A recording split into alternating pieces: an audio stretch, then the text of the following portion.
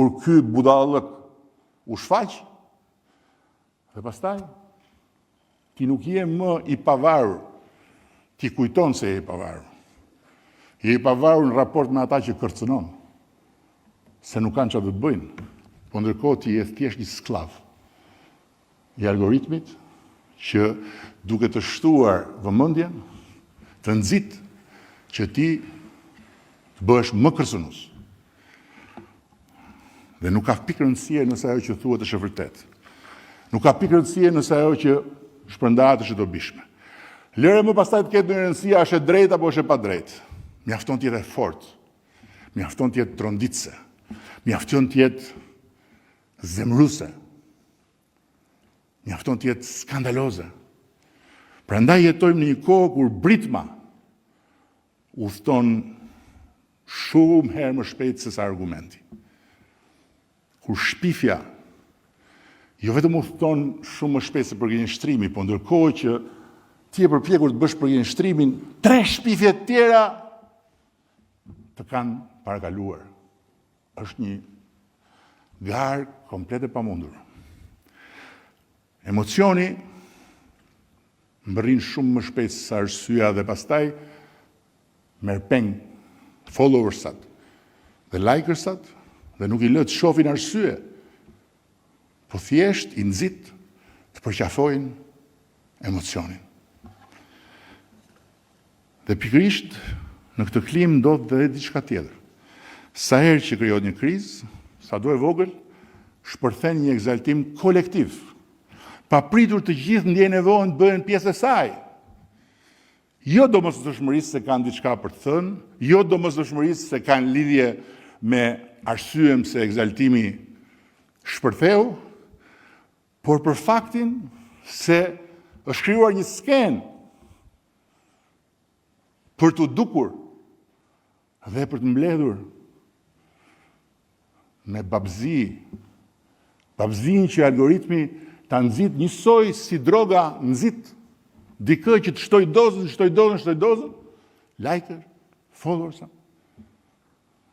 Sa herë keni dëgjuar gjatë gjithë këtyre ditëve nga njerëz që kur në jetën e tyre as nuk e kanë imagjinuar që të përzihen me politikë, me protesta, po janë bërë parallinj me shalë edhe me kremra, që të shfaqen atje bashkë me shalet dhe kremrat e tyre sepse është trendi.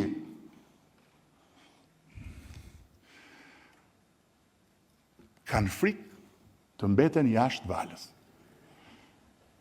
Sepse në ekonominë e vëmendjes heshtja nuk shpërblehet.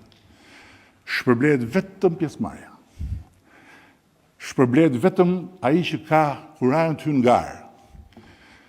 Shpërblet ai që bën videon më dramatike, nuk ka pikë rëndësie nëse protesta zhvillohet në një bregdet të Spanjës. Mjafton që ti vendosësh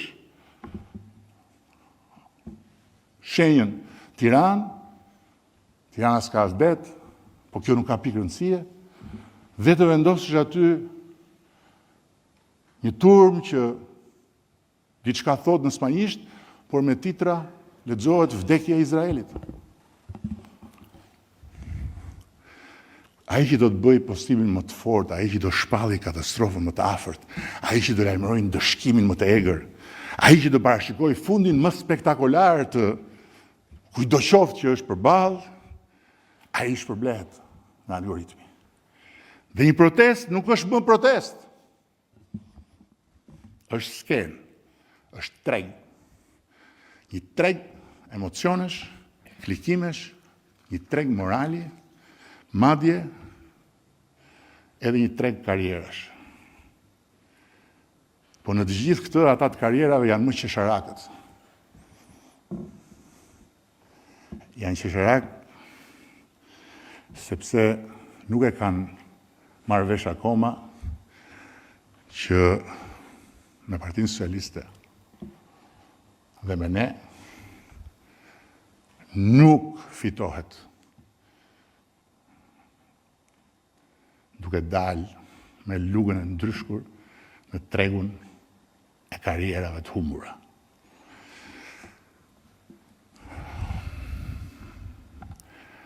Dhe patjetër që algoritmi e ka të domosdoshme të shfaqjet e profetët që lajmërojnë fundin e botës. Analistët që bëjnë analiza pa fakte, strategët që nuk dinë se ç'është bësh një strategji sektoriale, revolucionarët që ushqehen me ëndrrën e revolucionit, por që s'kan lidhje me revolucionin, patriotët që nuk ja kanë haberin punës dhe kronikanët e ku të ndodhur. Njerëz që s'kan ndërtuar kurrë asgjë dhe që po t'i vësh të masin një tavolinë, ngatrojnë gjërsinë me gjatësinë. Sepse për ta nuk ka rëndësi se çfarë ndërtohet, si ndërtohet. Për ta ka rëndësi vetëm çfarë duhet shëmbur dhe si ta shëmbim. Sepse vetëm mbi rënojet e punës së tjerëve, ata mund të ngrihen në pjedestalin e madhështisë tyre, në skenën virtuale, ku marrin like-et, marrin followersat, marrin urimet, marrin përgëzimet, marrin inkurajimet. Dhe për ta çdo incident është një revolucion.